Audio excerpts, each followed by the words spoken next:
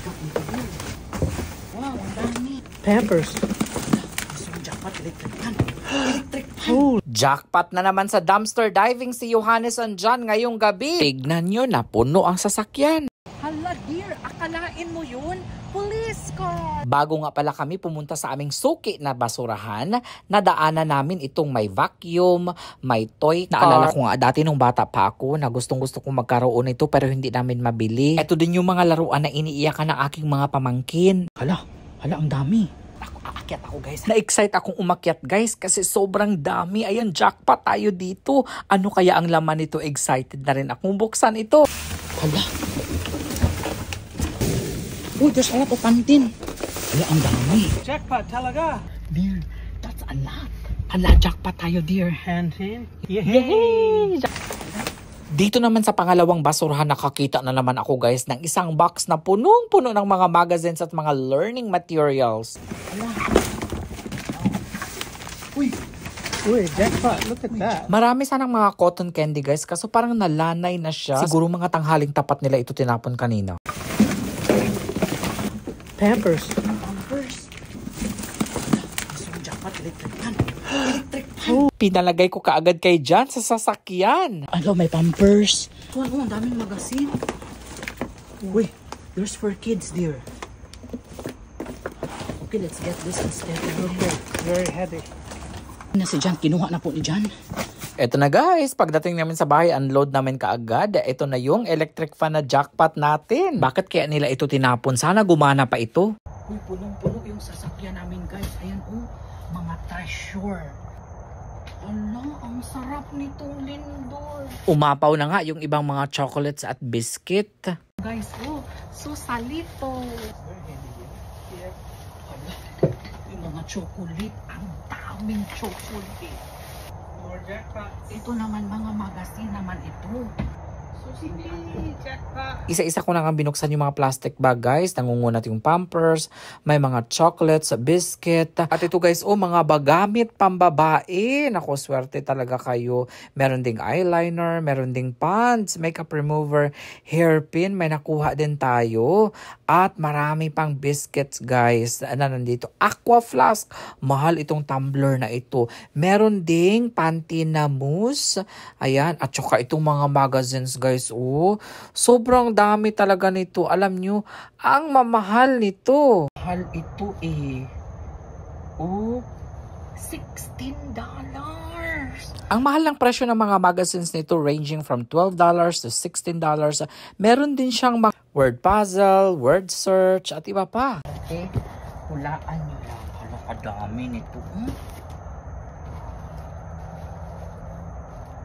Sus. Ito, jackpot talaga ito. Mga chocolate jackpot, pants, makeup. Ayan. Ilagay ko lang yan dito. You will never know talaga kung ano yung makikita mo sa basurahan guys. As you can see, meron tayo ditong hair mousse or mouse. Meron tayong eyeliner, meron tayong pants, at meron tayong hair clip. Tinry kong gamitin itong hair mousse guys kasi first time ko makagamit nito. Ewan ko kung tama itong ginagawa ko. Sobrang ganda ng hair clip na ito guys. Meron pa lang nanghingi nito si Ma'am Mendoza. Nanood siya sa aking live kanina. Ayan, kaya ibigay natin ito sa kanya kasi para daw ito sa kanyang dagalaginding. O, diba? So, bongga. Ang ganda nito. I-try ko lang ma'am ha. I-try ko muna bago ko ibigay sa iyo. Yeah, you rub it in. You don't want your sticks in there. Here, to make it stylish. Soft core shaping mousse. Shaping mousse. So you style it whatever you want, dear. Yes, Style. exactly. Oh. When you spike it, you can spike, yeah. Oh. Maybe- Sangguko. Maybe your hair's a little long, but Sangguko. Halag. Tok-tokak! Tok-tokak! Sonoy. Hala, ganito pala. Marahil marami pa rin sa inyo ang tumataas ang kilay kung bakit ginagawa namin ang pamamasura dito sa Amerika. Marami ang nagsabi, nakapangasawa lang kayo ng apam, naging basurera na kayo dyan sa Amerika. Ang tawag kasi dito ay pagiging madiskarte. Marami kasi tayong mga nakikitang mga gamit sa basurahan na napapakinabangan pa. Diba? Dahil naniniwala tayo sa kasabihan na ang basura ng iba ay kayamanan ng iba. Kaya karamihan po ng mga nakukuha kong mga gamit sa basurahan, ibinabahagi ko sa ating mga kababayan. So, alam ko na kung bakit nila tinapon ito guys, oh. Kasi yung isang fan niya, yung isang ilisi niya ay nabasag. So, ang gagawin natin dito ay, wait lang guys ha. Tatanggalin ko ito.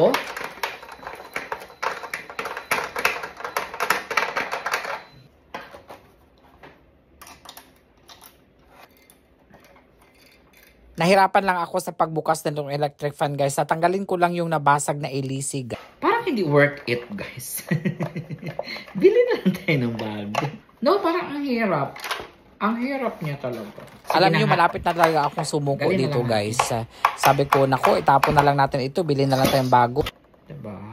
Mabuti na lang at dumating si Daddy Kano to the rescue. Kaagad siya sa akin. Sabi niya, wait. Parang may mas mabilis na paraan sa pagtanggal niyan. Yun. May madali. Meron palang madali na paraan. Ayan, oh. Naputol yung ilisi. That's good. Okay, okay na siya. Okay na, okay. Diskarte tayong mga Pinoy. Kahit kulang na yung ilisi niya, guys. Tinanggal ko lang yung nabuak or naputol. Ngayon, meron pa akong D na battery dito. I-try natin siya dito. Ayan. Okay. Hala, sana gumana siya, no? Hindi na naman ako marunong nito, guys, maglagay. Nalilito na naman ako positive, negative. Negative? No. Huh? What's that one?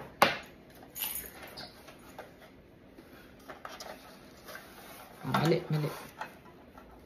Positive. See the plus? Positive. Positive. Negative. What's that one? Okay, I'll do it again. I'll do it again. See, the dot is positive. Okay. Like that. Like that. Okay. Ayan na. Turn it on. I'll put it first. Uy! Hala! Gumana na agad! Medyo matagal lang ibalik guys itong cover ng battery. Ayan, so tatlo lang yung ilisi niya guys. Ayan, pero okay pa rin ito. Ayan, oh. Tignan natin ha. Wow! Oh, rinig nyo? Uy, hangin pa rin siya guys. Kailangan natin to kapag ka mga brand out.